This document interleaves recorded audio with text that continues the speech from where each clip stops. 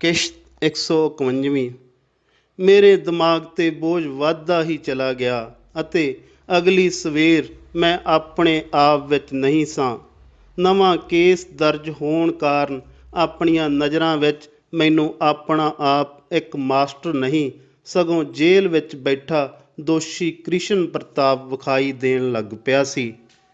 ਇਹਨਾਂ ਸੋਚਾਂ ਨੇ ਪਿਛਲੇ ਕੁਝ ਘੰਟੇ ਆਈ ਚੈਨ ਦੀ ਨੀਂਦ ਦਾ ਆਨੰਦ ਵੀ ਖਤਮ ਕਰ ਦਿੱਤਾ ਸੀ।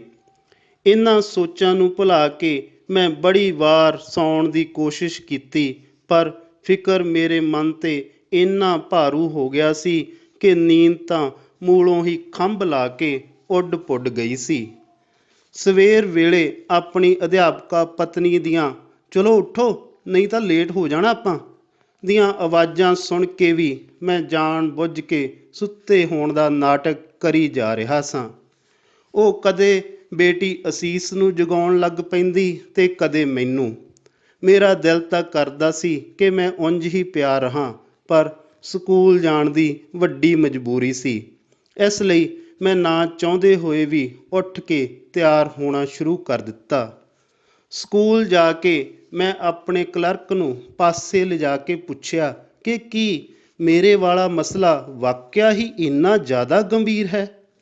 ਉਹ ਰਾਤੀਂ ਪੀਤੀ ਖਾਧੀ ਵਿੱਚ ਕੀਤੀ ਹੋਈ ਸਾਰੀ ਗੱਲਬਾਤ ਭੁੱਲ ਚੁੱਕਾ ਸੀ। ਮੈਂ ਪਰੇਸ਼ਾਨ ਸਾਂ ਕਿ ਮੈਂ ਤਾਂ ਉਸ ਦੁਆਰਾ ਦੱਸੀਆਂ ਗਈਆਂ ਗੱਲਾਂ ਅਤੇ ਦਿੱਤੀਆਂ ਮੱਤਾਂ ਕਾਰਨ ਸਾਰੀ ਰਾਤ ਚੈਨ ਨਾਲ ਸੌਂ ਨਹੀਂ ਸਕਿਆ ਸਾਂ ਤੇ ਉਹ ਇਹਨਾਂ ਸਭ ਕੀਤੀਆਂ ਗੱਲਾਂ ਨੂੰ ਭੁੱਲ ਵੀ ਚੁੱਕਾ ਸੀ।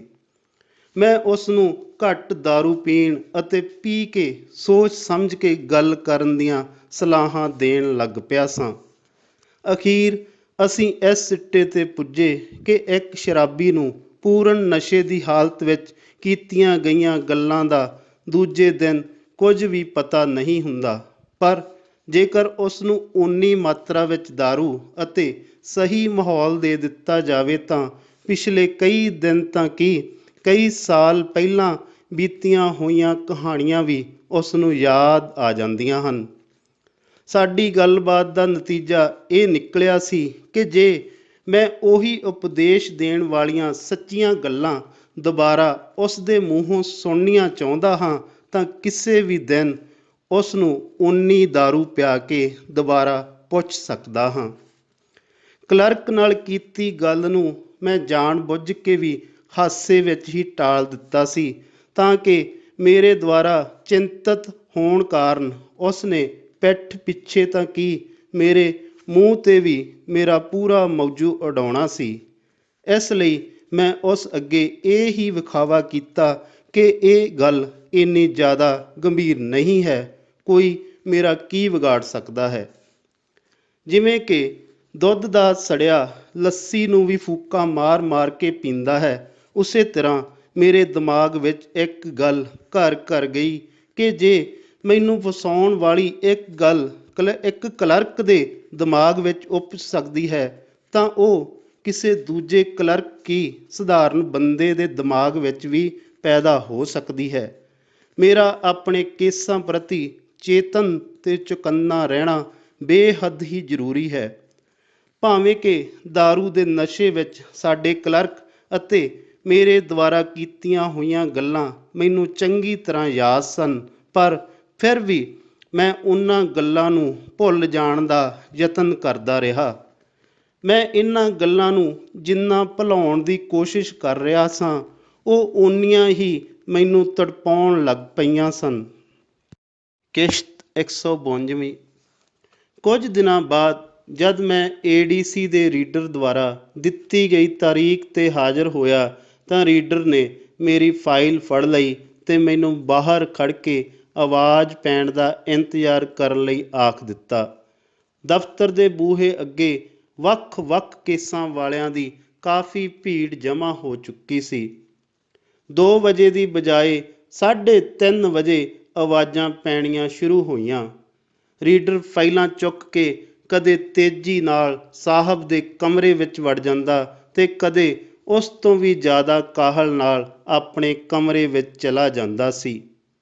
ਤਰੀਕਾਂ ਲੈਣ ਆਏ ਵਕੀਲਾਂ ਦੇ ਮੁਨਸ਼ੀ ਉਸ ਨੂੰ ਵੇਖ ਕੇ ਉਸ ਦੇ ਮਗਰ ਹੋ ਤੁਰਦੇ ਤੇ ਬਾਕੀ ਸਭ ਬਿਟਰ ਬਿਟਰ ਤੱਕਦੇ ਰਹਿ ਜਾਂਦੇ। ਜਦ ਤੀਜੀ ਵਾਰ ਇਹੀ ਨਜ਼ਾਰਾ ਮੈਨੂੰ ਵੇਖਣ ਨੂੰ ਮਿਲਿਆ ਤਾਂ ਮੈਂ ਹਿੰਮਤ ਇਕੱਠੀ ਕਰਕੇ ਰੀਡਰ ਦੇ ਕਮਰੇ ਵਿੱਚ ਚਲਾ ਗਿਆ। ਡਰਦਾ ਮਾਰਾ ਮੈਂ ਚੁੱਪਚਾਪ ਖੜਾ ਰਿਹਾ ਤੇ ਬਾਕੀ ਲੋਕਾਂ ਦੀਆਂ ਪੈਂਦੀਆਂ ਤਰੀਕਾਂ ਵੇਂਹਦਾ ਸੁਣਦਾ ਰਿਹਾ। ਆਪਣੀ ਅਗਲੀ ਤਰੀਕ ਸੁਣ ਕੇ ਕਈ ਜਣੇ ਖੁਸ਼ ਤੇ ਕੁਝ ਨਿਰਾਸ਼ ਕਮਰੇ ਵਿੱਚੋਂ ਨਿਕਲ ਕੇ ਬਾਹਰ ਜਾ ਰਹੇ ਸਨ। ਰੀਡਰ ਦੇ ਕਮਰੇ ਵਿੱਚ ਜਦ ਮੈਂ ਤੇ ਉਹ ਹੀ ਰਹਿ ਗਏ ਤਾਂ ਮੈਂ ਉਸ ਨੂੰ ਬੜੀ ਹੀ ਨਿਮਰਤਾ ਨਾਲ ਪੁੱਛਿਆ, ਸਰ, ਮੇਰੇ ਕੇਸ ਦਾ ਕੀ ਬਣਿਆ? ਉਸ ਨੇ ਕਾਹਲੀ ਵਿਖਾਉਂਦੇ ਹੋਏ ਆਖਿਆ, ਛੇਤੀ ਨਾਮ ਬੋਲ, ਸਾਹਿਬ ਫਿਰ ਬੁਲਾਈ ਜਾਂਦਾ। ਮੈਂ ਝੱਟ ਦੇਣੇ ਆਖਿਆ, ਜਪਨਾਮ ਸਿੰਘ ਬਨਾਮ ਕ੍ਰਿਸ਼ਨ ਪ੍ਰਤਾਪ, ਸਟੈਂਪ ਡਿਊਟੀ ਮਸਲਾ ਜੀ। ਕੇਸ ਦਾ ਨਾਮ ਸੁਣਦੇ ਸਾਰ ਉਸ ਨੇ ਮੇਰੇ ਚਿਹਰੇ ਵੱਲ ਧਿਆਨ ਨਾਲ ਵੇਖਿਆ ਤੇ ਗੁੱਸੇ ਨਾਲ ਬੋਲਿਆ, ਬਾਹਰ ਬੈਠ, ਮੈਂ ਸਾਹਿਬ ਨੂੰ ਫਾਈਲ ਵਿਖਾਉਂਦਾ, ਜਿਵੇਂ ਉਹ ਹੁਕਮ ਕਰਨਗੇ ਮੈਂ ਤੈਨੂੰ ਦੱਸ ਦੇਵਾਂਗਾ। ਮੈਂ ਫਿਰ ਬਾਹਰ ਆ ਕੇ ਖੜ੍ਹ ਗਿਆ। ਸ਼ਾਮ ਦੇ 6 ਵੱਜਣ ਵਾਲੇ ਸਨ ਅਤੇ ਮੈਂ ਉੱਥੇ ਖੜ੍ਹਾ ਖੜ੍ਹਾ ਅੱਕ ਗਿਆ ਸਾਂ। ਮੈਂ ਦਫ਼ਤਰ ਦੇ ਬੂਹੇ ਅੱਗੇ ਇੱਧਰ ਉੱਧਰ ਟਹਿਲਣ ਲੱਗ ਪਿਆ। ਮੈਂ ਇੰਨੀ ਦੂਰ ਵੀ ਨਹੀਂ ਸਾਂ ਜਾਂਦਾ ਕਿ ਅਰਦਲੀ ਦੁਆਰਾ ਮਾਰੀ ਗਈ ਆਵਾਜ਼ ਮੈਨੂੰ ਸੁਣ ਨਾ ਸਕੇ। ਕਦੇ ਮੈਂ ਕਰੋੜਾਂ ਰੁਪਏ ਨਾਲ ਬਣੇ ਇਸ ਪ੍ਰਬੰਧਕੀ ਕੰਪਲੈਕਸ ਨੂੰ ਗੌਰ ਨਾਲ ਨਿਹਾਰਨ ਲੱਗ ਪੈਂਦਾ ਸਾਂ। ਮੇਰੀ ਨਿਗਾਹ ਸ਼ੀਸ਼ੇ ਨਾਲ ਬਣੇ ਇਸ ਪ੍ਰਬੰਧਕੀ ਕੰਪਲੈਕਸ 'ਤੇ ਟਿਕ ਗਈ। ਮਨ ਵਿੱਚ ਆਇਆ ਕਿ ਇਹ ਉਹੀ ਕੰਪਲੈਕਸ ਹੈ ਜਿਸ ਵਿੱਚ SSP ਤੇ SP ਵਰਗੇ ਅਧਿਕਾਰੀਆਂ ਲਈ ਤਾਂ ਇੱਕ ਕਮਰੇ ਵਿੱਚ 3-3 AC ਲਗਾਏ ਗਏ ਹਨ ਤੇ ਆਮ ਜਨਤਾ ਦੇ ਬੈਠਣ ਲਈ ਸੀਮੈਂਟ ਦੇ ਬੈਂਚ ਵੀ ਨਹੀਂ ਬਣਾਏ ਗਏ ਹਨ। ਸਾਨੂੰ ਆਜ਼ਾਦ ਹੋਇਆਂ ਨੂੰ 6 ਦਹਾਕੇ ਤੋਂ ਵੀ ਵੱਧ ਸਮਾਂ ਹੋ ਚੁੱਕਾ ਹੈ, ਪਰ ਅਜੇ ਤੱਕ ਵੀ ਨੀਤੀ ਘਾੜਿਆਂ ਅਤੇ ਇੱਥੋਂ ਤੱਕ ਕਿ ਨਕਸ਼ਾ ਨਵੀਸਾਂ ਤੇ ਆਰਕੀਟੈਕਟਾਂ ਦੇ ਦਿਮਾਗ ਵਿੱਚ ਇਹੀ ਗੱਲ ਭਰੀ ਹੋਈ ਹੈ ਕਿ ਸਰਕਾਰੀ ਅਧਿਕਾਰੀ ਆਮ ਲੋਕਾਂ ਤੋਂ ਉੱਪਰ ਹੁੰਦੇ ਹਨ। ਹਰ ਬਣਨ ਵਾਲੀ ਇਮਾਰਤ ਦੇ ਦਫ਼ਤਰਾਂ ਵਿੱਚ ਅਧਿਕਾਰੀਆਂ ਦੇ ਬੈਠਣ, ਇੱਥੋਂ ਤੱਕ ਕਿ ਸੌਣ ਲਈ ਵੀ ਹਰ ਮੌਸਮ ਮੁਤਾਬਕ ਲੋੜੀਂਦੀ ਸਹੂਲਤ ਪ੍ਰਦਾਨ ਕੀਤੀ ਜਾਂਦੀ ਹੈ, ਪਰ ਆਮ ਬੰਦੇ ਨੂੰ ਬੈਠਣ ਤਾਂ ਦੂਰ ਦੀ ਗੱਲ, ਖੜ੍ਹਨ ਲਈ ਵੀ ਜਗ੍ਹਾ ਨਸੀਬ ਨਹੀਂ ਹੁੰਦੀ। ਕੀ ਸਭ ਨੀਤੀ ਘਾੜੇ ਇਹੀ ਸੋਚ ਰੱਖਦੇ ਹਨ ਕਿ ਜੇ ਆਮ ਬੰਦੇ ਨੂੰ ਖੜ੍ਹਨ ਬੈਠਣ ਜੋਗੀ ਜਗ੍ਹਾ ਨਹੀਂ ਮਿਲੇਗੀ ਤਾਂ ਉਹ ਕਿਹੜਾ ਮਰਨ ਲੱਗਾ ਹੈ? ਕਿਸ਼ਤ 153ਵੀਂ। ਲੰਬਾ ਸਮਾਂ ਖੜ੍ਹੇ ਰਹਿਣ ਤੋਂ ਬਾਅਦ ਮੈਂ ਵਕਤ ਲੰਘਾਉਣ ਲਈ ਇੱਕ ਬੰਦੇ ਨਾਲ ਗੱਲਬਾਤ ਕਰਨੀ ਸ਼ੁਰੂ ਕਰ ਦਿੱਤੀ। ਕਿੰਨੀ ਦੇਰ ਸਧਾਰਨ ਜਿਹੀਆਂ ਗੱਲਾਂ ਚੱਲਦੀਆਂ ਰਹੀਆਂ, ਪਰ ਜਦ ਮੈਂ ਪੁੱਛਿਆ, ਤੁਹਾਡਾ ਕੀ ਕੇਸ ਹੈ, ਤਾਂ ਉਹ ਬੋਲਿਆ, ਬਸ ਜੀ, ਜੱਟਾਂ ਦੇ ਤਾਂ ਰੌਲੇ ਗੋਲੇ ਚੱਲਦੇ ਹੀ ਰਹਿੰਦੇ ਨੇ। ਇੰਨਾ ਆਖ ਕੇ ਉਹ ਗੱਲ ਟਾਲ ਗਿਆ ਸੀ। ਮੈਂ ਜਿਸ ਕਿਸੇ ਨਾਲ ਵੀ ਗੱਲ ਕਰਨੀ ਚਾਹੀ, ਉਸ ਨੇ ਆਪਣੇ ਕੇਸ ਦਾ ਵਿਸਥਾਰ ਮੈਨੂੰ ਨਹੀਂ ਦੱਸਿਆ ਸੀ। ਮੇਰੇ ਵਾਂਗ ਸਧਾਰਨ ਜਿਹੇ ਦਿਸਦੇ ਇਹ ਲੋਕ ਅੰਦਰੋਂ ਇੰਨਾ ਜ਼ਿਆਦਾ ਡਰੇ ਹੋਏ ਸਨ ਕਿ ਕਿਤੇ ਉਹਨਾਂ ਦੇ ਮੂੰਹ ਵਿੱਚੋਂ ਉਹਨਾਂ ਦੇ ਕੇਸ ਪ੍ਰਤੀ ਕੋਈ ਗਲਤ ਗੱਲ ਨਾ ਨਿਕਲ ਜਾਵੇ। ਇਸ ਲਈ ਸਾਰੇ ਹੀ ਆਪਣੇ ਕੇਸ ਸੰਬੰਧੀ ਗੱਲ ਕਰਨ ਤੋਂ ਕਤਰਾਉਂਦੇ ਸਨ। 7 ਵਜੇ ਮੇਰੇ ਮਾਮਲੇ ਦੀ ਅਗਲੀ ਤਾਰੀਖ ਪੈ ਜਾਣ ਕਾਰਨ ਮੈਂ ਘਰ ਨੂੰ ਮੁੜ ਪਿਆ ਸਾਂ। ਹੁਣ ਮੇਰੀਆਂ ਤਰੀਕਾਂ ਅਦਾਲਤ ਵਿੱਚ ਪੈਣ ਦੇ ਨਾਲ ਨਾਲ ADC ਦੇ ਦਫ਼ਤਰ ਵਿੱਚ ਵੀ ਪੈਣੀਆਂ ਸ਼ੁਰੂ ਹੋ ਗਈਆਂ ਸਨ। ਨਗਰ ਨਿਗਮ ਨੂੰ ਪਾਈਆਂ ਸ਼ਿਕਾਇਤਾਂ ਦੀ ਜਾਂਚ ਕਰਨ ਲਈ ਵੀ ਕਈ ਵਾਰ ਕੋਈ ਨਾ ਕੋਈ ਅਧਿਕਾਰੀ ਆਪਣੇ ਆਉਣ ਦੀ ਸੂਚਨਾ ਮੈਨੂੰ ਫੋਨ 'ਤੇ ਹੀ ਦੇ ਦਿੰਦਾ ਸੀ। ਸੂਚਨਾ ਦੇਣ ਦੇ ਨਾਲ ਹੀ ਚੇਤਾਵਨੀ ਵੀ ਦੇ ਦਿੰਦਾ ਸੀ ਕਿ ਜੇ ਤੁਸੀਂ ਮੌਕੇ 'ਤੇ ਹਾਜ਼ਰ ਹੋ ਕੇ ਆਪਣਾ ਜਵਾਬ ਜਾਂ ਸਬੂਤ ਪੇਸ਼ ਨਾ ਕੀਤੇ ਤਾਂ ਕੇਸ ਨੂੰ ਦਾਖਲ ਦਫ਼ਤਰ ਕਰ ਦਿੱਤਾ ਜਾਵੇਗਾ। ਹਾਲਤ ਇਹ ਬਣ ਗਈ ਸੀ ਕਿ ਕਈ ਵਾਰ ਤਾਂ ਮੈਨੂੰ ਹਫ਼ਤੇ ਵਿੱਚ 3-3 ਤਾਰੀਖਾਂ ਦਾ ਸਾਹਮਣਾ ਕਰਨਾ ਪੈ ਜਾਂਦਾ ਸੀ। ਮੈਂ ਸਥਿਤੀ ਨੂੰ ਇਸ ਹਿਸਾਬ ਨਾਲ ਹੱਲ ਕਰਨ ਦੀ ਕੋਸ਼ਿਸ਼ ਕਰਦਾ ਸਾਂ ਕਿ ਮੈਨੂੰ ਸਕੂਲ ਤੋਂ ਘੱਟ ਛੁੱਟੀ ਕਰਨੀ ਪਵੇ। ਮੈਂ ਜਦ ਵੀ ਛੁੱਟੀ ਲਈ ਅਰਜ਼ੀ ਲਿਖਣ ਲੱਗਦਾ ਤਾਂ ਮੇਰੇ ਸਹਿਕਰਮੀ ਸਮਝ ਜਾਂਦੇ ਸਨ ਕਿ ਜ਼ਰੂਰ ਇਸ ਦੀ ਕੋਈ ਤਾਰੀਖ ਹੈ। ਮੈਂ ਉਹਨਾਂ ਦੀਆਂ ਮੂੰਹ ਉੱਪਰ ਕੀਤੀਆਂ ਜਾਂਦੀਆਂ ਟਾਂਚਾਂ ਅਤੇ ਪਿੱਠ ਪਿੱਛੇ ਕੀਤੀ ਜਾਣ ਵਾਲੀ ਖੁੰਡ ਚਰਚਾ ਤੋਂ ਮਨੋ ਮਨੀ ਡਰਨ ਲੱਗ ਪਿਆ ਸਾਂ। ਇਸ ਲਈ ਮੈਂ ਆਪਣੀ ਕਿਸੇ ਵੀ ਤਰੀਕ ਜਾਂ ਜਾਂਚ ਵਾਲੇ ਦਿਨ ਦੀ ਛੁੱਟੀ ਦੀ ਅਰਜ਼ੀ ਉਹਨਾਂ ਤੋਂ ਚੋਰੀ ਹੀ ਲਿਖ ਕੇ ਪ੍ਰਿੰਸੀਪਲ ਨੂੰ ਫੜਾ ਕੇ ਨਿਕਲਣ ਦਾ ਯਤਨ ਕਰਨ ਲੱਗ ਪਿਆ ਸਾਂ। ਕੁਝ ਕੁ ਦਿਨਾਂ ਵਿੱਚ ਹੀ ਮੇਰੀ ਇਹ ਚੋਰੀ ਵੀ ਫੜੀ ਗਈ। ਜਦ ਅਗਲੇ ਦਿਨ ਮੇਰੇ ਸਹਿਕਰਮੀ ਮੈਨੂੰ ਆਖਣ ਲੱਗ ਜਾਂਦੇ ਸਨ, ਕੱਲ੍ਹ ਤਾਂ ਚੋਰੀ ਭੱਜ ਗਿਆ ਸੀ ਜੱਜ ਨੂੰ ਮਿਲਣ, ਅੱਜ ਨਹੀਂ ਤੈਨੂੰ ਜਾਣ ਦਿੰਦੇ। ਸਾਨੂੰ ਵੀ ਉਹ ਜੱਜ ਵਿਖਾ ਦੇ ਜਿਹਨੂੰ ਮਿਲਣ ਲਈ ਸਾਨੂੰ ਦੱਸੇ ਬਿਨਾਂ ਹੀ ਭੱਜ ਜਾਂਦਾ ਹੈ। ਮੈਂ ਹੂੰ ਹਾਂ ਕਰਕੇ ਉਹਨਾਂ ਨੂੰ ਟਾਲ ਦਿੰਦਾ ਸਾਂ, ਪਰ ਮੇਰਾ ਮਨ ਤਾਂ ਪੁੱਛਿਆ ਹੀ ਜਾਣਦਾ ਸੀ ਕਿ ਇੱਕ ਜਾਲ ਵਿੱਚ ਫਸੇ ਹੋਏ ਸ਼ਿਕਾਰ ਨੂੰ ਸ਼ਿਕਾਰੀ ਕਿਸ ਤਰ੍ਹਾਂ ਕੋਂਹਦੇ ਨੇ। ਭਾਵੇਂ ਕਿ ਸਾਰੇ ਉੱਪਰਲੇ ਮਨੋਂ ਹੀ ਕੁਆਰੀ ਜੱਜ ਨੂੰ ਵੇਖ ਲੈਣ ਦੀ ਚਾਹਤ ਰੱਖਦੇ ਸਨ, ਪਰ ਮੇਰੇ ਦਿਲ 'ਚੋਂ ਇੱਕ ਹੀ ਦੁਆ ਨਿਕਲਦੀ ਸੀ ਕਿ ਜੱਜ ਭਾਵੇਂ ਵਿਆਹੀ ਹੋਵੇ, ਕੁਆਰੀ ਹੋਵੇ, ਚਾਹੇ ਰੱਜ ਕੇ ਸੋਹਣੀ ਹੋਵੇ, ਪਰ ਕਿਸੇ ਨੂੰ ਵੀ ਉਸ ਦਾ ਮੂੰਹ ਕਚਹਿਰੀ ਵਿੱਚ ਜਾ ਕੇ ਨਾ ਵੇਖਣਾ ਪਵੇ। ਫਿਰ ਦਿਮਾਗ ਵਿੱਚ ਆਉਂਦਾ ਕਿ ਇੱਕ ਅਣਵਿਆਹੀ ਜੱਜ ਦਾ ਮੂੰਹ ਵੇਖ ਕੇ ਹੀ ਮੈਂ ਇੰਨੇ ਕਸੂਤੇ ਯੱਬ ਵਿੱਚ ਪਿਆ ਹੋਇਆ ਹਾਂ। ਜੇ ਕਿਧਰੇ ਵਿਆਹੇ ਹੋਏ ਅੜਬ ਜੱਜਾਂ ਦੇ ਮੱਥੇ ਲੱਗਣਾ ਪੈ ਗਿਆ ਤਾਂ ਮੇਰਾ ਕੀ ਹਾਲ ਹੋਵੇਗਾ। ਕਿਸ਼ਤ 154। ਮੇਰੇ ਵਾਰ ਸ਼ਿਕਾਇਤਾਂ ਕਰਨ ਦੇ ਬਾਵਜੂਦ ਨਗਰ ਨਿਗਮ ਦੇ ਅਧਿਕਾਰੀ ਟਸ ਤੋਂ ਮਸ ਨਹੀਂ ਹੋ ਰਹੇ ਸਨ। ਮੈਂ ਜਦ ਵੀ ਉਹਨਾਂ ਨੂੰ ਜਾ ਕੇ ਮਿਲਦਾ ਤਾਂ ਉਹ ਹਰ ਵਾਰ ਮੈਨੂੰ ਕੋਈ ਸਬੂਤ ਲੈ ਕੇ ਆਉਣ ਦਾ ਆਖ ਕੇ ਟਾਲ ਦਿੰਦੇ। ਮੇਰੀ ਹਾਲਤ ਬਹੁਤ ਹੀ ਪਤਲੀ ਪੈਂਦੀ ਜਾ ਰਹੀ ਸੀ, ਕਿਉਂਕਿ ਆਪਣੀ ਸ਼ਿਕਾਇਤ ਨੂੰ ਸੱਚਾ ਸਿੱਧ ਕਰਨ ਲਈ ਮੇਰੇ ਕੋਲ ਗਰਨੇਕ ਦੁਆਰਾ ਅਦਾਲਤ ਵਿੱਚ ਪੇਸ਼ ਕੀਤੇ ਗਏ ਗਲਤ ਨਕਸ਼ੇ ਤੋਂ ਬਿਨਾਂ ਹੋਰ ਕੋਈ ਵੀ ਸਬੂਤ ਨਹੀਂ ਸੀ।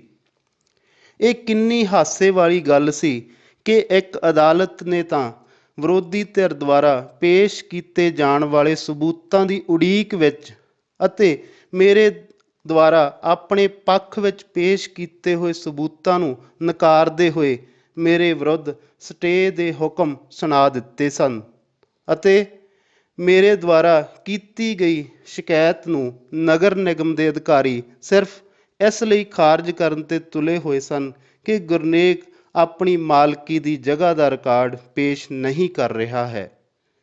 ਇਸ ਲਈ ਉਸ 'ਤੇ ਕੋਈ ਵੀ ਕਾਰਵਾਈ ਨਹੀਂ ਹੋ ਸਕਦੀ ਹੈ। ਮੇਰੀਆਂ ਨਜ਼ਰਾਂ ਵਿੱਚ ਇਹ ਗੱਲ ਸਹੀ ਸਾਬਤ ਹੋ ਰਹੀ ਸੀ ਕਿ ਅੱਜ ਦੇ ਦੌਰ ਵਿੱਚ ਝੂਠ ਨੂੰ ਸੱਚ ਸਿੱਧ ਕਰਨਾ ਬੜਾ ਸੌਖਾ ਹੈ, ਪਰ ਸੱਚ ਨੂੰ ਸੱਚ ਅਤੇ ਝੂਠ ਨੂੰ ਝੂਠ ਸਿੱਧ ਕਰਨਾ ਬੜਾ ਹੀ ਔਖਾ ਤੇ ਅਸੰਭਵ ਕੰਮ ਹੈ। ਇਸ ਤਰ੍ਹਾਂ ਦੀ ਸਥਿਤੀ ਨੂੰ ਸੋਚ ਕੇ ਮੈਂ ਹੋਰ ਵੀ ਔਖਾ ਹੋ ਜਾਂਦਾ ਸਾਂ। ਭਾਵੇਂ ਕਿ ਇਹਨਾਂ ਦਿਨਾਂ ਵਿੱਚ ਆਪਣੀ ਸ਼ਕਲ ਸੂਰਤ ਅਤੇ ਗੱਲਾਂ ਬਾਤਾਂ ਤੋਂ ਕਿਸੇ ਨੂੰ ਵੀ ਅੰਦਾਜ਼ਾ ਨਹੀਂ ਸਾਂ ਲੱਗਣ ਦਿੰਦਾ ਕਿ ਮੈਂ ਅਸਲੋਂ ਅਤੇ ਧੁਰ ਅੰਦਰ ਤੱਕ ਟੁੱਟ ਚੁੱਕਾ ਹੋਇਆ ਇਨਸਾਨ ਹਾਂ, ਪਰ ਮੇਰਾ ਅੰਦਰਲਾ ਮਨ ਪੱਕੀ ਤਰ੍ਹਾਂ ਜਾਣਦਾ ਸੀ ਕਿ ਇਨਸਾਫ ਦੇ ਵਿੱਚ ਦੇਰੀ ਹੋਣ ਦਾ ਮਤਲਬ ਇਨਸਾਫ ਨਾ ਦੇਣਾ ਹੀ ਹੁੰਦਾ ਹੈ। ਅਖਬਾਰਾਂ ਅਤੇ ਕਿਤਾਬਾਂ ਵਿੱਚ 84 ਦੇ ਦੰਗਿਆਂ ਸੰਬੰਧੀ ਰਿਪੋਰਟਾਂ ਪੜ੍ਹ ਕੇ ਮਨ ਨੂੰ ਹੌਸਲਾ ਤਾਂ ਮਿਲਦਾ ਕਿ ਜਿਹੜੇ ਲੋਕ ਆਪਣੇ ਘਰ-ਬਾਰਾਂ ਦੇ ਨਾਲ ਆਪਣੇ ਪਰਿਵਾਰਕ ਜੀਅ ਵੀ ਗੁਆ ਚੁੱਕੇ ਹਨ ਤੇ ਅਜੇ ਵੀ ਲੜ ਰਹੇ ਹਨ, ਉਹਨਾਂ ਨਾਲੋਂ ਤਾਂ ਮੇਰੀ ਲੜਾਈ ਹਜ਼ਾਰਾਂ ਨਹੀਂ ਲੱਖਾਂ ਗੁਣਾ ਛੋਟੀ ਤੇ ਸੌਖੀ ਹੈ। ਇਸ ਸੋਚ ਨੂੰ ਅਗਲੀ ਸੋਚ ਹੋਰ ਵੀ ਪੇਤਲਾ ਪਾ ਦਿੰਦੀ ਕਿ ਉਹਨਾਂ ਨੂੰ ਮਾਰਨ ਵਾਲੇ ਕਾਤਲਾਂ ਦਾ ਤਾਂ ਸਾਰੇ ਜੱਗ ਨੂੰ ਪਤਾ ਲੱਗ ਗਿਆ ਹੈ, ਪਰ ਤੇਰੇ ਚਾਚੇ ਅਤੇ ਉਸ ਦੇ ਭੋਗ ਵਾਲੇ ਦਿਨ ਮਾਰੇ ਗਏ 6 ਬੰਦਿਆਂ ਦਾ ਤਾਂ ਅਜੇ ਤੱਕ ਸਰਕਾਰੀ ਤੌਰ 'ਤੇ ਸੂਹ ਵੀ ਨਹੀਂ ਨਿਕਲੀ ਹੈ। 84 ਦੇ ਦੰਗਿਆਂ ਲਈ ਤਾਂ ਲੱਖਾਂ ਲੋਕ ਰੌਲਾ ਪਾ ਰਹੇ ਹਨ, ਪਰ ਅੱਤਵਾਦੀਆਂ ਦੁਆਰਾ ਮਾਰੇ ਗਏ ਲੋਕਾਂ ਦਾ ਕੋਈ ਨਾਮ ਵੀ ਨਹੀਂ ਲੈ ਰਿਹਾ ਹੈ। ਕੱਟੜਪੰਥੀਆਂ ਨੂੰ ਤਾਂ ਪਹਿਲਾਂ ਹੀ ਇਹਨਾਂ ਕੀਤੇ ਜਾਣ ਵਾਲੇ ਕਤਲਾਂ ਦਾ ਪਤਾ ਹੁੰਦਾ ਸੀ ਤੇ ਸਰਕਾਰੀ ਰਿਕਾਰਡ ਤੇ ਨਿੱਜੀ ਤੌਰ ਤੇ ਸਭ ਅਧਿਕਾਰੀਆਂ ਨੂੰ ਵੀ ਇਸ ਬਾਰੇ ਸਭ ਕੁਝ ਪਤਾ ਹੈ, ਪਰ ਇਨਸਾਫ ਦੇਣ ਦੀ ਮਨਸ਼ਾ ਅਤੇ ਦਲੇਰੀ ਕਿਸੇ ਵਿੱਚ ਵੀ ਨਹੀਂ ਹੈ। ਇਹ ਸਭ ਕੁਝ ਦੋਵੇਂ ਕੇਸਾਂ ਵਿੱਚ ਹੀ ਸਾਂਝਾ ਸੀ ਕਿ ਸਭ ਨੂੰ ਪਤਾ ਹੈ ਕਿ ਕਾਤਲ ਕੌਣ ਹੈ ਤੇ ਮਕਤੂਲ ਕੌਣ ਹਨ, ਪਰ ਕੋਈ ਵੀ ਸੱਚ ਬੋਲਣ ਨੂੰ ਤਿਆਰ ਨਹੀਂ ਹੈ। ਦੋਵੇਂ ਧਿਰਾਂ ਆਪਣੇ ਕਤਲ ਹੋਏ ਬੰਦਿਆਂ ਦੇ ਕਾਤਲਾਂ ਦਾ ਇਲਜ਼ਾਮ ਦੂਜੀ ਧਿਰ ਤੇ ਮੜ੍ਹ ਤਾਂ ਰਹੀਆਂ ਹਨ, ਪਰ ਆਪਣੀ ਧਿਰ ਦੁਆਰਾ ਕੀਤੇ ਹੋਏ ਕਤਲਾਂ ਬਾਰੇ ਚੁੱਪ ਵੱਟ ਜਾਂਦੀਆਂ ਹਨ। ਕਿਸ਼ਤ 155ਵੀਂ। ਇਹਨਾਂ ਦਿਨਾਂ ਵਿੱਚ ਪਤਾ ਨਹੀਂ ਇਹ ਘਟਨਾਵਾਂ ਸੱਚਮੁੱਚ ਹੀ ਹੋ ਰਹੀਆਂ ਸਨ ਜਾਂ ਫਿਰ ਮੇਰੇ ਮਨ ਦਾ ਵਹਿਮ ਸੀ। ਮੈਨੂੰ ਦੂਜੀ ਧਿਰ ਦਾ ਵਿਹਾਰ ਕੁਝ ਜ਼ਿਆਦਾ ਹੀ ਹਮਲਾਵਰ ਅਤੇ ਚਿੜਾਉਣ ਵਾਲਾ ਮਹਿਸੂਸ ਹੋਣਾ ਸ਼ੁਰੂ ਹੋ ਗਿਆ ਸੀ। ਜਦ ਮੈਂ ਉਸ ਘਰ ਜਾਂਦਾ ਤਾਂ ਬਾਹਰ ਉੱਚੀ ਉੱਚੀ ਹੱਸਣ ਦੀਆਂ ਆਵਾਜ਼ਾਂ ਆਉਣੀਆਂ। ਉਹਨਾਂ ਦੇ ਸੱਥ ਵਿੱਚ ਖੜ੍ਹੇ ਬੰਦਿਆਂ ਦਾ ਮੈਨੂੰ ਵੇਖ ਕੇ ਬਿਲਕੁਲ ਚੁੱਪਚਾਪ ਹੋ ਜਾਣਾ ਅਤੇ ਮੇਰੇ ਪਿੱਠ ਘੁਮਾਉਂਦੇ ਹੀ ਉੱਚੀ ਉੱਚੀ ਹੱਸਣਾ ਜਾਂ ਗੱਲਾਂ ਕਰਨ ਲੱਗ ਜਾਣਾ। ਕਦੇ ਕਦੇ ਮੈਨੂੰ ਵੇਖ ਆਪਣੇ ਮੋਟਰਸਾਈਕਲ ਨੂੰ ਜ਼ੋਰ-ਜ਼ੋਰ ਨਾਲ ਰੇਸ ਦੇਣ ਲੱਗ ਜਾਣਾ ਆਦਿ ਗੱਲਾਂ ਮੇਰੇ ਦਿਲ ਨੂੰ ਡੁਲਾ ਰਹੀਆਂ ਸਨ। ਸ਼ਾਇਦ ਇਹ ਸਭ ਕੁਝ ਜਾਣ ਬੁੱਝ ਕੇ ਹੀ ਕੀਤਾ ਜਾ ਰਿਹਾ ਸੀ, ਕਿਉਂਕਿ ਉਹਨਾਂ ਦਾ ਅਜਿਹਾ ਵਿਹਾਰ ਪਹਿਲਾਂ ਮੈਂ ਕਦੇ ਵੀ ਨਹੀਂ ਵੇਖਿਆ ਸੀ। ਮੈਂ ਆਪਣੇ ਹੀ ਅੰਦਾਜ਼ੇ ਲਾਉਂਦਾ ਰਹਿੰਦਾ ਸਾਂ ਕਿ ਇਹਨਾਂ ਸਾਰਿਆਂ ਦੇ ਮਨ ਵਿੱਚ ਇਹੀ ਗੱਲ ਹੈ ਕਿ ਅਸੀਂ ਇਸ ਦਾ ਪੁਲਿਸ ਵਿਭਾਗ ਵਿੱਚ ਵੀ ਕੁਝ ਨਹੀਂ ਵੱਟਣ ਦਿੱਤਾ ਅਤੇ ਅਦਾਲਤ ਵਿੱਚ ਵੀ ਇਸ ਨੂੰ ਖੂੰਜੇ ਲਾ ਲਿਆ ਹੈ ਤੇ ਸਾਡਾ ਮੋਢੀ ਵਿਦੇਸ਼ ਯਾਤਰਾ ਦੇ ਮਜ਼ੇ ਲੈ ਰਿਹਾ ਹੈ ਤੇ ਇਹ ਇੱਥੇ ਦਫ਼ਤਰਾਂ ਅਤੇ ਅਦਾਲਤਾਂ ਵਿੱਚ ਧੱਕੇ ਖਾਂਦਾ ਫਿਰਦਾ ਹੈ। ਇਸ ਲਈ ਉਹ ਕਿਵੇਂ ਨਾ ਕਿਵੇਂ ਮੈਨੂੰ ਨੀਵਾਂ ਵਿਖਾਉਣਾ ਚਾਹੁੰਦੇ ਸਨ। ਮੈਨੂੰ ਆਪਣੇ ਹਮਦਰਦ ਪੁਲਸੀਏ ਦੀ ਗੱਲ ਵੀ ਯਾਦ ਆਈ ਕਿ ਉਸਨੇ ਜਪਨਾਮ ਨੂੰ ਸਮਝਾਇਆ ਸੀ ਕਿ ਕਿਸੇ ਨੂੰ ਇੰਨਾ ਕੰਧ ਨਾਲ ਨਹੀਂ ਲਗਾਈਦਾ ਹੁੰਦਾ ਕਿ ਅਗਲਾ ਤੁਹਾਡੇ ਉੱਤੇ ਇੰਨਾ ਵੱਡਾ ਪਲਟਵਾਰ ਕਰ ਦੇਵੇ ਕਿ ਉਹ ਤੁਹਾਡੇ ਕੋਲੋਂ ਝੱਲਿਆ ਹੀ ਨਾ ਜਾਵੇ। ਉਂਝ ਇੰਨੀ ਖੱਜਲ ਖੁਆਰੀ ਤੋਂ ਬਾਅਦ ਮੈਂ ਕੰਧ ਨਾਲ ਤਾਂ ਲੱਗ ਹੀ ਚੁੱਕਾ ਸਾਂ ਤੇ ਇਸ ਤਰ੍ਹਾਂ ਦੀਆਂ ਹਰਕਤਾਂ ਮੈਨੂੰ ਇਹ ਜਤਾਉਣ ਲਈ ਹੀ ਕੀਤੀਆਂ ਜਾ ਰਹੀਆਂ ਸਨ ਕਿ ਮੈਂ ਚਾਹੇ ਜਿੰਨੀ ਮਰਜ਼ੀ ਟੌਹਰ ਕੱਢੀ ਫਿਰਾਂ, ਸਭ ਨੂੰ ਪਤਾ ਹੈ ਕਿ ਤੈਨੂੰ ਕਿੰਨੀ ਮੁਸਤੈਦੀ ਨਾਲ ਕੰਧ ਨਾਲ ਲਗਾਇਆ ਹੋਇਆ ਹੈ। ਇੱਕ ਐਤਵਾਰ ਦੀ ਸਵੇਰ ਵੇਲੇ ਮੇਰਾ ਮਨ ਕਰ ਆਇਆ ਕਿ ਮੈਂ ਉਸ ਘਰ ਦਾ ਗੇੜਾ ਕੱਢ ਕੇ ਆਵਾਂ। ਜਦ ਮੈਂ ਗਲੀ ਵਿੱਚ ਪੁੱਜਾ ਤਾਂ ਮੈਨੂੰ ਆਪਣੇ ਦਰਵਾਜ਼ੇ ਦੇ ਬਿਲਕੁਲ ਅੱਗੇ ਖੜ੍ਹੀ ਪੁਲਿਸ ਵਾਲੀ ਬੱਸ ਨਜ਼ਰ ਆਈ। ਮੈਂ ਮੋਟਰਸਾਈਕਲ ਪਾਸੇ ਲਾ ਕੇ ਮਸਾਂ ਹੀ ਦਰਵਾਜ਼ੇ ਨੂੰ ਖੋਲ੍ਹਿਆ। ਬੱਸ ਬੰਦ ਸੀ, ਉਸ ਵਿੱਚ ਕੋਈ ਵੀ ਨਹੀਂ ਸੀ। ਮੈਂ ਇਸ ਗੱਲ ਨੂੰ ਸਧਾਰਨ ਜਿਹੇ ਤਰੀਕੇ ਨਾਲ ਹੀ ਲਿਆ ਅਤੇ ਸਮਝਿਆ ਕਿ ਗਲੀ ਵਿੱਚ ਲਾਂਘਾ ਰੱਖਣ ਲਈ ਇਸ ਨੂੰ ਬਿਲਕੁਲ ਸਾਡੇ ਦਰਵਾਜ਼ੇ ਦੇ ਅੱਗੇ ਲਗਾ ਦਿੱਤਾ ਗਿਆ ਹੈ। ਕਿਸ਼ਤ 156ਵੀਂ। ਮੈਂ ਇਸ ਸੰਬੰਧੀ ਮਲਕੀਤ ਨੂੰ ਕੋਈ ਵੀ ਉਲਾਂਭਾ ਦੇਣ ਤੋਂ ਡਰਦਾ ਸਾਂ। ਮੈਨੂੰ ਲੱਗਾ ਕਿ ਇਹ ਧਿਰ ਕੋਈ ਵੀ ਬਹਾਨਾ ਬਣਾ ਕੇ ਲੜਾਈ ਦੀ ਭਾਲ ਵਿੱਚ ਹੈ ਤਾਂ ਕਿ ਉਹ ਮੈਨੂੰ ਕਿਸੇ ਹੋਰ ਮੁਕੱਦਮੇ ਵਿੱਚ ਫਸਾ ਕੇ ਉਲਝਾ ਸਕਣ। ਹਾਲਾਤ ਹੀ ਅਜਿਹੇ ਸਨ ਕਿ ਮੇਰੀ ਆਖੀ ਹੋਈ ਛੋਟੀ ਜਿਹੀ ਬਾਤ ਦਾ ਵੀ ਬਤੰਗੜ ਬਣ ਜਾਣਾ ਸੀ। ਮੈਨੂੰ ਇੰਨਾ ਜ਼ਿਆਦਾ ਉਲਝਾ ਲਿਆ ਜਾਣਾ ਸੀ ਕਿ ਮੇਰਾ ਉਸ ਵਿੱਚੋਂ ਨਿਕਲਣਾ ਔਖਾ ਹੀ ਨਹੀਂ ਸਗੋਂ ਅਸੰਭਵ ਹੋ ਜਾਣਾ ਸੀ। ਮੈਂ ਇਸ ਦੁਚਿੱਤੀ ਵਿੱਚ ਪਿਆ ਰਿਹਾ ਕਿ ਮੈਂ ਇਸ ਦੀ ਮੂਵੀ ਬਣਾ ਲਵਾਂ ਜਾਂ ਨਾ ਬਣਾਵਾਂ। ਫਿਰ ਇੱਕ ਕਿਤਾਬ ਵਿੱਚ ਪੜ੍ਹੀ ਹੋਈ ਇੱਕ ਸਤਰ ਯਾਦ ਆ ਗਈ ਕਿ ਜੇ ਤੁਸੀਂ ਕਿਸੇ ਕੰਮ ਨੂੰ ਕਰਨ ਜਾਂ ਨਾ ਕਰਨ ਦੀ ਦੁਚਿੱਤੀ ਵਿੱਚ ਹੋ ਤਾਂ ਉਸ ਕੰਮ ਨੂੰ ਕਰ ਹੀ ਲੈਣਾ ਚਾਹੀਦਾ ਹੈ, ਫਿਰ ਪਛਤਾਵਾ ਨਹੀਂ ਹੁੰਦਾ। ਇਸ ਲਈ ਮੈਂ ਬੂਹੇ ਵਿੱਚ ਖੜ੍ਹੀ ਹੋਈ ਬੱਸ ਦੀ ਮੂਵੀ ਬਣਾ ਲਈ ਤਾਂ ਜੋ ਮਲਕੀਤ ਨੂੰ ਉਲਾਂਭਾ ਦੇਣ ਸਮੇਂ ਉਹ ਮੁੱਕਰ ਨਾ ਸਕੇ ਕਿ ਉਸਨੇ ਤਾਂ ਬੂਹੇ ਅੱਗੇ ਬੱਸ ਖੜਾਈ ਹੀ ਨਹੀਂ ਸੀ। ਕਰੀਬ ਅੱਧਾ ਘੰਟਾ ਉਹ ਬੱਸ ਉੱਥੇ ਖੜ੍ਹੀ ਰਹੀ। ਫਿਰ ਮਲਕੀਤ ਆਇਆ ਤੇ ਉਸ ਨੇ ਬੱਸ ਨੂੰ ਸਟਾਰਟ ਕਰ ਲਿਆ। ਉਸ ਨੇ ਖੜ੍ਹੀ ਬੱਸ ਨੂੰ ਵਾਰ-ਵਾਰ ਇੰਨੀ ਜ਼ਿਆਦਾ ਰੇਸ ਦਿੱਤੀ ਕਿ ਸਾਰਾ ਘਰ ਗੰਦੇ ਧੂੰਏਂ ਨਾਲ ਭਰ ਗਿਆ। ਦੁਪਹਿਰ ਨੂੰ ਮੈਂ ਯਾਦਵਿੰਦਰ ਦੇ ਘਰ ਗਿਆ ਤੇ ਇਸ ਸਭ ਬਾਰੇ ਉਸ ਨਾਲ ਗੱਲ ਕੀਤੀ। ਉਹ ਇਸ ਨਵੀਂ ਪੈਦਾ ਹੋ ਰਹੀ ਸਥਿਤੀ ਬਾਰੇ ਡੂੰਘਾਈ ਨਾਲ ਸੋਚਣ ਲੱਗ ਪਿਆ। ਗੱਲਾਂ ਕਰਦੇ ਕਰਦੇ ਉਸ ਨੇ ਮੈਨੂੰ ਪੁੱਛਿਆ, ਤੂੰ ਬੱਸ ਖੜਾਉਣ ਬਾਰੇ ਕਿਸੇ ਨੂੰ ਕੋਈ ਉਲਾਂਭਾ ਤਾਂ ਨਹੀਂ ਦਿੱਤਾ ਨਾ? ਮੇਰਾ ਜਵਾਬ ਨਾ ਵਿੱਚ ਸੁਣ ਕੇ ਉਹ ਬੜਾ ਹੀ ਖੁਸ਼ ਹੋਇਆ ਤੇ ਬੋਲਿਆ, ਫੇਰ ਠੀਕ ਹੈ, ਤੇ ਇੱਕ ਗੱਲ ਪੱਲੇ ਬੰਨ੍ਹ ਲੈ ਕਿ ਤੂੰ ਉਲਾਂਭਾ ਦੇਣਾ ਵੀ ਨਹੀਂ। ਉਹ ਜਿਵੇਂ ਚਾਹੁੰਦੇ ਨੇ ਕਰੀ ਜਾਣ ਦੇ, ਉਹਨਾਂ ਦੇ ਹੌਸਲੇ ਹੋਰ ਵਧੀ ਜਾਣ ਦੇ, ਇਹ ਗੱਲ ਵੀ ਆਪਣੇ ਹੱਕ ਵਿੱਚ ਹੀ ਜਾਵੇਗੀ। ਮੈਂ ਉਸ ਦੇ ਵਿਚਾਰ ਨਾਲ ਅਸਹਿਮਤੀ ਜਤਾਈ ਤੇ ਆਖਿਆ, ਜੇ ਉਹਨਾਂ ਦਾ ਇੰਝ ਹੀ ਹੌਸਲਾ ਵੱਧਦਾ ਗਿਆ ਤਾਂ ਕੱਲ੍ਹ ਨੂੰ ਉਹਨਾਂ ਨੇ ਮੈਨੂੰ ਘਰੇ ਵੀ ਨਹੀਂ ਵੜਨ ਦੇਣਾ। ਇਸ ਵਿਸ਼ੇ 'ਤੇ ਸਾਡੀ ਕਾਫੀ ਦੇਰ ਮੱਠੀ ਬਹਿਸ ਹੁੰਦੀ ਰਹੀ। ਜਦ ਉਸ ਨੂੰ ਲੱਗਾ ਕਿ ਮੈਂ ਉਸ ਦੀ ਗੱਲ ਨਹੀਂ ਮੰਨਾਂਗਾ ਅਤੇ ਆਪਣੀ ਮਰਜ਼ੀ ਕਰਕੇ ਉਲਾਂਭਾ ਜ਼ਰੂਰ ਦੇਵਾਂਗਾ ਤਾਂ ਉਹ ਉੱਠ ਕੇ ਦੂਜੇ ਕਮਰੇ ਵਿੱਚ ਗਿਆ ਤੇ ਇੱਕ ਅਖਬਾਰ ਦਾ ਮੈਗਜ਼ੀਨ ਪੰਨਾ ਚੁੱਕ ਲਿਆਇਆ। ਅਖਬਾਰ 'ਚ ਛਪੀ ਇੱਕ ਛੋਟੀ ਜਿਹੀ ਕਹਾਣੀ ਉੱਤੇ ਉਂਗਲ ਰੱਖ ਕੇ ਅਖਬਾਰ ਮੇਰੇ ਹੱਥਾਂ ਵਿੱਚ ਫੜਾਉਂਦਾ ਹੋਇਆ ਬੋਲਿਆ, ਇਸ ਨੂੰ ਇੱਕ ਵਾਰ ਪੜ੍ਹ ਕੇ ਵੇਖ ਤੇ ਫਿਰ ਮੈਨੂੰ ਦੱਸੀ ਕਿ ਮੈਂ ਗਲਤ ਹਾਂ। ਕਿਸ਼ਤ 157। ਵਾਕਿਆ ਹੀ ਜਿਉਂ-ਜਿਉਂ ਮੈਂ ਉਹ ਕਹਾਣੀ ਪੜ੍ਹਦਾ ਗਿਆ ਮੈਨੂੰ ਲੱਗਣ ਲੱਗ ਪਿਆ ਕਿ ਯਾਦਵਿੰਦਰ ਸੱਚ ਹੀ ਆਖ ਰਿਹਾ ਹੈ। ਉਹ ਕਹਾਣੀ ਮੈਨੂੰ ਹੂ-ਬਹੂ ਸ਼ਬਦਾਂ ਵਿੱਚ ਤਾਂ ਯਾਦ ਨਹੀਂ, ਪਰ ਉਸ ਦਾ ਸਾਰ ਅੰਸ਼ ਇਸ ਪ੍ਰਕਾਰ ਸੀ। ਇੱਕ ਦਿਨ ਜਦ ਕੌਟਲਿਆ ਆਪਣੇ ਚੇਲਿਆਂ ਨੂੰ ਉਪਦੇਸ਼ ਦੇ ਕੇ ਆਪਣੇ ਆਸ਼ਰਮ ਵਿੱਚ ਜਾਣ ਲਈ ਤੁਰਨ ਲੱਗਿਆ ਤਾਂ ਉਸ ਦੀ ਧੋਤੀ ਇੱਕ ਕੰਡਿਆਲੀ ਝਾੜੀ ਵਿੱਚ ਫਸ ਗਈ। ਉਸ ਨੇ ਬੜੇ ਹੀ ਸਲੀਕੇ ਨਾਲ ਆਪਣੀ ਧੋਤੀ ਨੂੰ ਕੰਡਿਆਂ ਵਿੱਚੋਂ ਕੱਢ ਲਿਆ ਅਤੇ ਆਪਣੇ ਇੱਕ ਚੇਲੇ ਨੂੰ ਹੁਕਮ ਦਿੱਤਾ ਕਿ ਇਸ ਝਾੜੀ ਨੂੰ ਸਵੇਰੇ ਸ਼ਾਮ ਪਾਣੀ ਪਾਈ ਜਾਵੇ। ਚੇਲੇ ਨੇ ਗੁਰੂ ਦੀ ਆਗਿਆ ਮੰਨੀ ਅਤੇ ਝਾੜੀ ਨੂੰ ਪਾਣੀ ਪਾਉਣਾ ਸ਼ੁਰੂ ਕਰ ਦਿੱਤਾ। ਤੀਜੇ ਦਿਨ ਜਦ ਕੌਟਲਿਆ ਉਪਦੇਸ਼ ਦੇਣ ਲਈ ਆਪਣੇ ਆਸਣ ਕੋਲ ਆਇਆ ਤਾਂ ਉਸ ਨੇ ਝਾੜੀ ਦੀਆਂ ਜੜ੍ਹਾਂ ਵਿੱਚ ਪਾਣੀ ਨਾਲ ਤਰ ਹੋਈ ਮਿੱਟੀ ਨੂੰ ਵੇਖਿਆ। ਉਸ ਨੇ ਆਪਣੇ ਸੱਜੇ ਹੱਥ ਨਾਲ ਝਾੜੀ ਨੂੰ ਤਣੇ ਤੋਂ ਫੜ ਲਿਆ ਤੇ ਪੁੱਟ ਕੇ ਪਰਾਂ ਸੁੱਟ ਦਿੱਤਾ।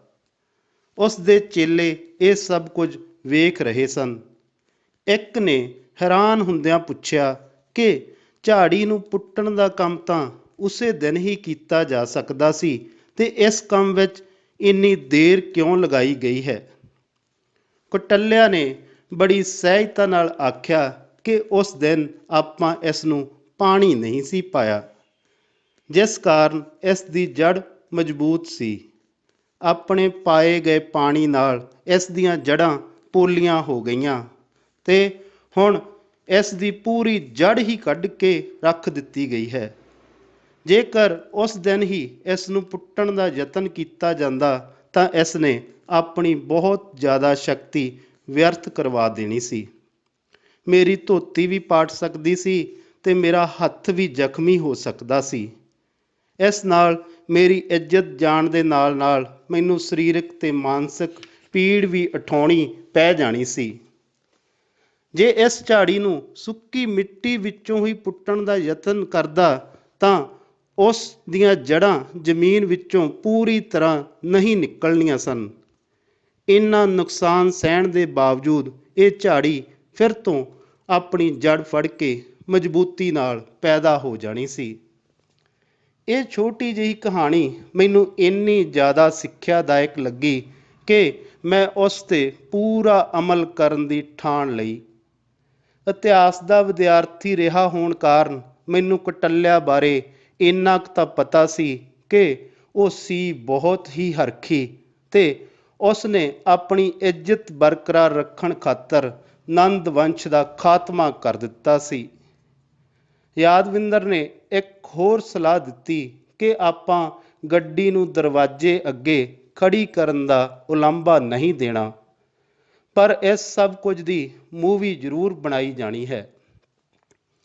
ਅਗਲੀ ਸਵੇਰ ਨੂੰ ਜਦ ਮੈਂ ਫਿਰ ਉਸ ਘਰ ਗਿਆ ਤਾਂ ਉਹ ਬੱਸ ਉੱਥੇ ਹੀ ਖੜੀ ਸੀ।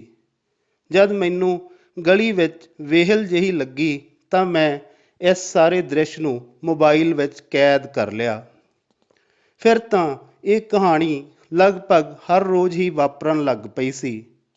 ਮੈਨੂੰ ਵਕੀਲ ਨੇ ਸਲਾਹ ਦਿੱਤੀ ਕਿ ਇਹ ਬੱਸ ਕਿਤੇ ਵੀ ਖੜਾਈ ਜਾਂਦੀ ਹੈ ਉਸ ਦੀਆਂ ਫੋਟੋਆਂ ਅਤੇ ਫਿਲਮਾਂ ਜਿੰਨੀਆਂ ਜ਼ਿਆਦਾ ਬਣਾ ਸਕਾਂ ਬਣਾ ਲੈਣੀਆਂ ਚਾਹੀਦੀਆਂ ਹਨ। ਉਹ ਹੱਸਣ ਵੀ ਲੱਗ ਪਿਆ। ਵੇਖ ਲਵੀਂ, ਇਸ ਬੱਸ ਨੇ ਹੀ ਇਹਨਾਂ ਦੀ ਬੱਸ ਕਰਵਾ ਦੇਣੀ ਹੈ। ਕਿਸ਼ਤ 158ਵੀਂ। ਹੁਣ ਮੇਰੇ ਹੱਥ ਇੰਨੇ ਜ਼ਿਆਦਾ ਸਬੂਤ ਆ ਚੁੱਕੇ ਸਨ ਕਿ ਮੈਂ ਦੂਜੀ ਧਿਰ ਦਾ ਕਾਨੂੰਨੀ ਤੌਰ 'ਤੇ 1 ਮਿੰਟ ਵਿੱਚ ਹੀ ਮਲੀਆ ਮੇਟ ਕਰਕੇ ਰੱਖ ਸਕਦਾ ਸਾਂ। ਪਰ ਮੈਂ ਹਰ ਰੋਜ਼ ਇਹ ਹੀ ਸੋਚਦਾ ਰਹਿੰਦਾ ਸਾਂ ਕਿ ਸ਼ਾਇਦ ਉਹਨਾਂ ਨੂੰ ਅਕਲ ਆ ਜਾਵੇਗੀ ਅਤੇ ਮੈਂ ਉਹਨਾਂ ਦਾ ਕੋਈ ਵੀ ਨੁਕਸਾਨ ਕੀਤੇ ਬਿਨਾਂ ਇਹ ਲੜਾਈ ਜਿੱਤ ਲਵਾਂਗਾ। ਅਜਿਹਾ ਸੁਭਾਗਾ ਦਿਨ ਆ ਹੀ ਨਹੀਂ ਸੀ ਰਿਹਾ ਅਤੇ ਮੈਂ ਨਿੱਤ ਦਿਨ ਪੈਂਦੀਆਂ ਤਰੀਕਾਂ ਅਤੇ ਹੋ ਰਹੀ ਖੱਜਲ ਖੁਆਰੀ ਤੋਂ ਅੱਕ ਚੁੱਕਾ ਸਾਂ। ਇੱਕ ਦਿਨ ਮੈਂ ਆਪਣੇ ਇੱਕ ਸਾਹਿਤਕ ਦੋਸਤ, ਜੋ ਕਿ ਜ਼ਿਲ੍ਹਾ ਪੱਧਰ ਦਾ ਵੱਡਾ ਅਧਿਕਾਰੀ ਹੈ, ਨਾਲ ਸਾਰੀ ਗੱਲ ਸਾਂਝੀ ਕੀਤੀ ਅਤੇ ADC ਦੇ ਰੀਡਰ ਨੂੰ ਸਿਫਾਰਸ਼ ਕਰਨ ਦੀ ਬੇਨਤੀ ਕੀਤੀ। ਉਹ ਮੇਰੀ ਸੱਚਾਈ ਤੋਂ ਜਾਣੂ ਸੀ ਅਤੇ ਉਸ ਨੇ ਰੀਡਰ ਨੂੰ ਇਹ ਗੱਲ ਕਹਿਣ ਦਾ ਵਾਅਦਾ ਵੀ ਕਰ ਲਿਆ ਸੀ। ਅਗਲੇ ਦਿਨ ਮੈਨੂੰ ਉਸ ਦਾ ਫੋਨ ਆ ਗਿਆ ਅਤੇ ਉਸ ਨੇ ਦੱਸਿਆ ਕਿ ਉਸ ਨੇ ਰੀਡਰ ਨਾਲ ਗੱਲ ਕੀਤੀ ਸੀ। ਰੀਡਰ ਨੇ ਇੱਕ ਗੱਲ ਆਖੀ ਹੈ ਕਿ ਉਹ ਇਸ ਕੇਸ ਸੰਬੰਧੀ ਤਹਿਸੀਲਦਾਰ ਕੋਲੋਂ ਰਿਪੋਰਟ ਮੰਗਵਾਉਣਗੇ ਅਤੇ ਜਿਸ ਦਿਨ ਉਹ ਆ ਗਈ ਉਸ ਤੋਂ ਅਗਲੀ ਤਾਰੀਖ ਵਿੱਚ ਹੀ ਇਸ ਕੇਸ ਨੂੰ ਰਫਾ ਦਫਾ ਕਰ ਦਿੱਤਾ ਜਾਵੇਗਾ।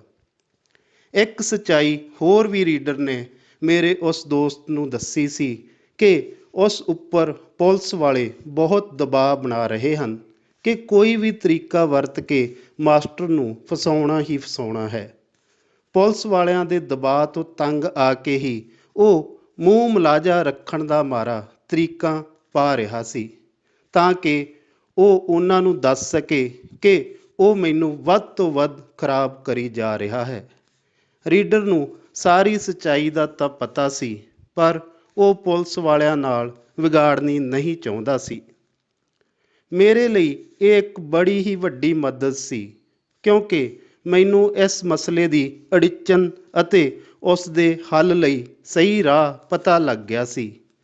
ਜਦ ਇਹ ਗੱਲ ਮੈਂ ਆਪਣੇ ਘਰਦਿਆਂ ਨਾਲ ਸਾਂਝੀ ਕੀਤੀ ਤਾਂ ਸਭ ਨੂੰ ਇਹ ਚਿੰਤਾ ਪੈ ਗਈ ਕਿ ਜੇਕਰ ਦੂਜੀ ਧਿਰ ਨੇ ਤਹਿਸੀਲਦਾਰ ਦੇ ਦਫ਼ਤਰ ਵਿੱਚ ਕੋਈ ਮਿਲੀ ਭੁਗਤ ਕਰਕੇ ਰਿਪੋਰਟ ਆਪਣੇ ਖਿਲਾਫ ਲਿਖਵਾ ਲਈ ਤਾਂ ਕੇਸ ਦਰਜ ਹੋਣ ਨੂੰ ਪਲ ਵੀ ਨਹੀਂ ਲੱਗਣਾ ਹੈ। ਸਾਡੀਆਂ ਸਾਰੀਆਂ ਰਿਸ਼ਤੇਦਾਰੀਆਂ ਅਤੇ ਜਾਣੂ ਸੱਜਣਾ ਮਿੱਤਰਾਂ ਨੂੰ ਮੇਰੇ 'ਤੇ ਪਈ ਇਸ ਨਵੀਂ ਬਿਪਤਾ ਬਾਰੇ ਪਤਾ ਲੱਗ ਚੁੱਕਾ ਸੀ। ਇੱਕ ਨਜ਼ਦੀਕੀ ਰਿਸ਼ਤੇਦਾਰ ਨੇ ਆਪਣੇ ਮੁਹੱਲੇ ਦੇ ਇੱਕ MC ਨਾਲ ਇਸ ਸੰਬੰਧੀ ਗੱਲ ਕਰਨ ਬਾਰੇ ਵੀ ਆਖ ਦਿੱਤਾ ਸੀ। ਉਸ ਨੇ MC ਨੂੰ ਫੋਨ ਕਰਕੇ ਉਸ ਤੋਂ ਗੱਲਬਾਤ ਕਰਨ ਦਾ ਸਮਾਂ ਲੈ ਲਿਆ ਸੀ। ਕਿਸ਼ਤ 159ਵੀਂ। ਮਿੱਥੇ ਸਮੇਂ 'ਤੇ ਅਸੀਂ ਦੋਵੇਂ ਜਣੇ ਉਸ MC ਦੇ ਘਰ ਪੁੱਜ ਗਏ ਅਤੇ ਉਸ ਨੂੰ ਸਾਰੀ ਕਹਾਣੀ ਦੱਸ ਦਿੱਤੀ। ਜਦ MC ਨੂੰ ਸੱਚਾਈ ਪਤਾ ਲੱਗ ਗਈ ਤਾਂ ਉਸ ਨੇ ਸਾਨੂੰ ਦੱਸਿਆ ਕਿ ਦੂਜੀ ਧਿਰ ਦੇ ਕੁਝ ਬੰਦੇ ਵੀ ਉਸ ਕੋਲ ਆਏ ਸਨ ਅਤੇ ਤੁਹਾਡੇ 'ਤੇ ਗਲੀ ਨੂੰ ਨਜਾਇਜ਼ ਵਲਣ ਦਾ ਇਲਜ਼ਾਮ ਲਾ ਰਹੇ ਸਨ। ਉਹਨਾਂ ਮੁਤਾਬਕ ਮੈਂ ਗਲੀ ਉੱਤੇ ਨਜਾਇਜ਼ ਕਬਜ਼ਾ ਕਰਨ ਹਿੱਤ ਹੀ ਗੁਰਨੇਕ ਖਿਲਾਫ ਨਗਰ ਨਿਗਮ ਨੂੰ ਗਲਤ ਸ਼ਿਕਾਇਤ ਕੀਤੀ ਹੋਈ ਹੈ। MC ਉਹਨਾਂ ਬੀਬੀਆਂ ਸ਼ਕਲਾਂ ਵਾਲਿਆਂ ਦੀਆਂ ਗੱਲਾਂ ਵਿੱਚ ਆ ਗਿਆ ਸੀ, ਜਿਸ ਕਾਰਨ ਉਸ ਨੇ ਆਪਣਾ ਪ੍ਰਭਾਵ ਵਰਤ ਕੇ ਨਗਰ ਨਿਗਮ ਦੁਆਰਾ ਗੁਰਨੇਕ 'ਤੇ ਕੀਤੀ ਜਾਣ ਵਾਲੀ ਕਾਰਵਾਈ ਰੁਕਵਾ ਦਿੱਤੀ ਸੀ। ਉਸ ਨੂੰ ਆਪਣੀ ਕੀਤੀ ਹੋਈ ਗਲਤ ਮਦਦ ਉੱਪਰ ਅਫਸੋਸ ਵੀ ਹੋਇਆ। ਹੁਣ ਉਸ ਨੇ ਸਾਨੂੰ ਪੂਰੀ ਮਦਦ ਦੇਣ ਅਤੇ ਨਗਰ ਨਿਗਮ ਦੁਆਰਾ ਗੁਰਨੇਕ ਦੀ ਨਜਾਇਜ਼ ਉਸਾਰੀ ਹਟਾਉਣ ਲਈ ਕਾਨੂੰਨੀ ਕਾਰਵਾਈ ਕਰਨ ਦਾ ਭਰੋਸਾ ਵੀ ਦਿੱਤਾ। ਉਸ ਨੇ ਸਾਡੇ ਬੈਠਿਆਂ ਹੀ ਰਜਿਸਟਰੀ ਕਲਰਕ ਨੂੰ ਫੋਨ ਕਰਕੇ ਇਸ ਬਾਰੇ ਪੁੱਛਿਆ ਤਾਂ ਉਹ ਇਸ ਮਸਲੇ ਦਾ ਕੋਈ ਵੀ ਸਪਸ਼ਟ ਉੱਤਰ ਨਾ ਦੇ ਸਕਿਆ ਅਤੇ ਗੋਲ-ਮੋਲ ਗੱਲ ਹੀ ਕਰਦਾ ਰਿਹਾ। ਆਖਣ ਲੱਗਾ ਕਿ ਇਹ ਤਾਂ ਅਫਸਰ ਦੇ ਮੂਡ 'ਤੇ ਹੀ ਨਿਰਭਰ ਕਰਦਾ ਹੈ ਕਿ ਉਹ ਕੀ ਰਿਪੋਰਟ ਦੇਵੇਗਾ। ਫਿਰ ਵੀ ਉਸ ਨੇ ਸਾਨੂੰ ਆ ਕੇ ਮਿਲਣ ਲਈ ਆਖ ਦਿੱਤਾ। ਮੈਂ ਆਪਣੇ ਪਿਤਾ ਜੀ ਨੂੰ ਨਾਲ ਲੈ ਕੇ ਉਸ ਕਲਰਕ ਨੂੰ ਮਿਲ ਲਿਆ। ਸਾਡੀ ਗੱਲ ਸੁਣਦੇ ਹੀ ਉਹ ਸਾਨੂੰ ਡਰਾਉਣ ਲੱਗ ਪਿਆ ਕਿ ਇਹ ਤਾਂ ਬੜਾ ਹੀ ਗੰਭੀਰ ਮਸਲਾ ਹੈ। ਇਸ ਵਿੱਚ ਜੁਰਮਾਨਾ ਹੋਣਾ ਤਾਂ ਤੈਅ ਹੀ ਹੈ। ਹੋ ਸਕਦਾ ਹੈ ਕਿ ਕੇਸ ਵੀ ਦਰਜ ਹੋ ਜਾਵੇ ਅਤੇ ਇਹ ਦੋਵੇਂ ਸਜ਼ਾਵਾਂ ਇਕੱਠੀਆਂ ਵੀ ਹੋ ਸਕਦੀਆਂ ਹਨ। ਸਾਡੇ ਚਿਹਰਿਆਂ 'ਤੇ ਪਰੇਸ਼ਾਨੀ ਦੇ ਭਾਵ ਵੇਖ ਕੇ ਉਹ ਕੁਝ ਜ਼ਿਆਦਾ ਹੀ ਖੁਸ਼ ਹੋ ਗਿਆ ਸੀ ਤੇ ਬੋਲਿਆ, ਬਾਈ ਜੀ, ਜੁਰਮਾਨਾ ਭਰਨ ਨਾਲੋਂ ਤਾਂ ਕਿਸੇ ਦਾ ਮੂੰਹ ਕਾਲਾ ਕਰਕੇ ਆਪਣਾ ਕੰਮ ਕੱਢਣ ਵਿੱਚ ਹੀ ਭਲਾਈ ਹੁੰਦੀ ਆ। ਨਾਲੇ ਇਹ ਹੈ ਵੀ ਸੌਖਾ ਰਾਹ। ਮੇਰੇ ਪਿਤਾ ਜੀ ਨੇ ਉਸ ਨੂੰ ਕਰਾਰਾ ਜਿਹਾ ਜਵਾਬ ਦਿੱਤਾ, ਜੇ ਕਿਸੇ ਦਾ ਮੂੰਹ ਕਾਲਾ ਕਰਨਾ ਹੀ ਪਿਆ ਤਾਂ ਅਸੀਂ ਚੱਜ ਨਾਲ ਹੀ ਕਰਾਂਗੇ ਕਿ ਅਗਲਾ ਸਾਰੀ ਉਮਰ ਭੁੱਲ ਨਾ ਸਕੇ। ਮੈਂ ਉਸ ਨੂੰ ਪੈ ਨਿਕਲਿਆ ਸਾਂ। ਵੀਰ ਜੀ, ਤੁਹਾਡੇ ਸਾਹਿਬ ਨੇ ਫੈਸਲੇ ਮੂਡ ਮੁਤਾਬਕ ਕਰਨੇ ਹੁੰਦੇ ਹਨ ਕਿ ਕਾਨੂੰਨ ਮੁਤਾਬਕ?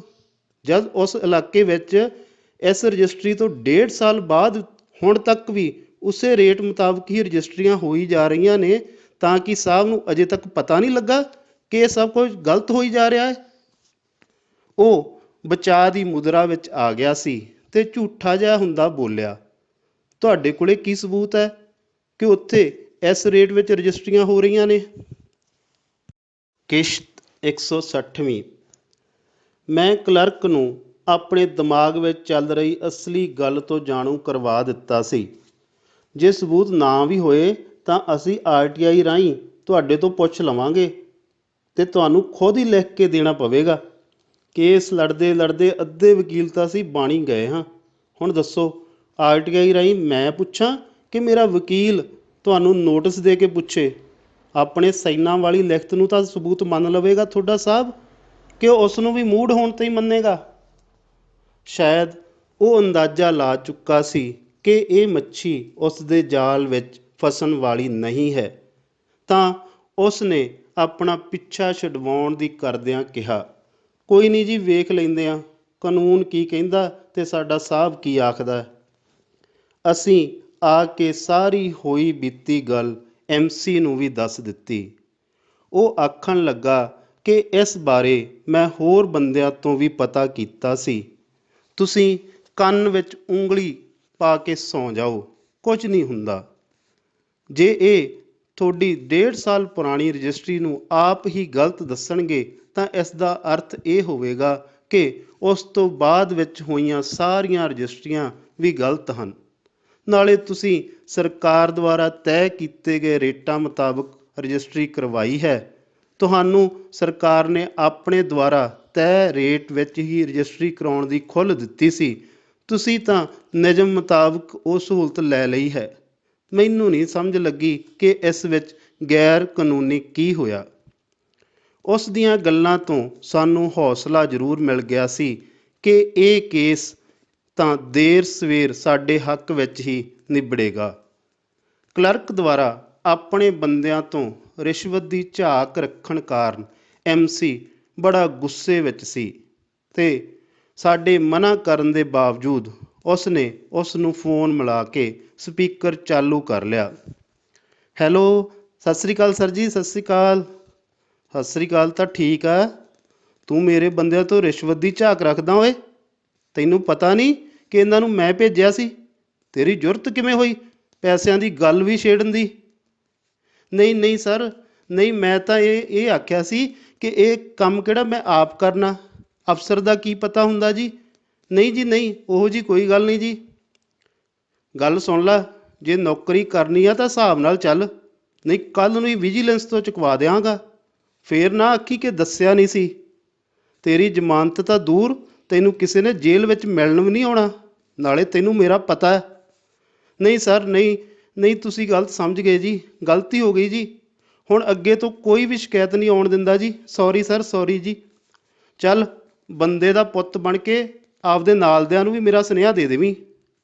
ਜੇ ਇਸ ਮਸਲੇ ਵਿੱਚ ਕੋਈ ਵੀ ਪੁੱਠੀ ਸਿੱਧੀ ਘਤਿੱਤ ਕੀਤੀ ਤਾਂ ਫਿਰ ਮੈਂ ਵੇਖਾਂਗਾ। ਆਖ ਕੇ MC ਨੇ ਫੋਨ ਕੱਟ ਦਿੱਤਾ ਸੀ। MC ਦੇ ਘਰ ਵਿੱਚੋਂ ਬਾਹਰ ਨਿਕਲਦਿਆਂ ਮੈਨੂੰ ਇੱਕ ਅਜੀਬ ਜਿਹੀ ਖੁਸ਼ੀ ਮਹਿਸੂਸ ਹੋ ਰਹੀ ਸੀ। ਦਿਮਾਗ ਵਿੱਚ ਇਹ ਵੀ ਆ ਰਿਹਾ ਸੀ ਕਿ ਜੇ ਸਾਡੇ ਦੇਸ਼ ਦੇ ਸਾਰੇ ਸਿਆਸਤਦਾਨ ਇਸ ਬੰਦੇ ਵਾਂਗ ਹੀ ਆਪਣੀ ਜ਼ਿੰਮੇਵਾਰੀ ਸਹੀ ਢੰਗ ਨਾਲ ਨਿਭਾਉਣ ਲੱਗ ਜਾਣ ਤਾਂ ਸਾਡੇ ਦੇਸ਼ ਵਿੱਚੋਂ ਰਿਸ਼ਵਤ ਦਾ ਨਾਮੋ ਨਿਸ਼ਾਨ ਹੀ ਮਿਟ ਜਾਵੇ। ਅਗਲੀ ਤਾਰੀਖ 'ਤੇ ਮੈਂ ADC ਦੇ ਰੀਡਰ ਤੋਂ ਪਤਾ ਕੀਤਾ ਤਾਂ ਉਸਨੇ ਸਾਡੀ ਫਾਈਲ ਵੇਖ ਕੇ ਦੱਸ ਦਿੱਤਾ ਕਿ ਰਿਪੋਰਟ ਤੁਹਾਡੇ ਹੱਕ ਵਿੱਚ ਆ ਚੁੱਕੀ ਹੈ, ਪਰ ਉਸ ਦਿਨ ਸਾਹਿਬ ਦੇ ਨਾਂ ਆਉਣ ਕਾਰਨ ਮੈਨੂੰ ਅਗਲੀ ਤਾਰੀਖ ਦੇ ਦਿੱਤੀ ਗਈ ਸੀ।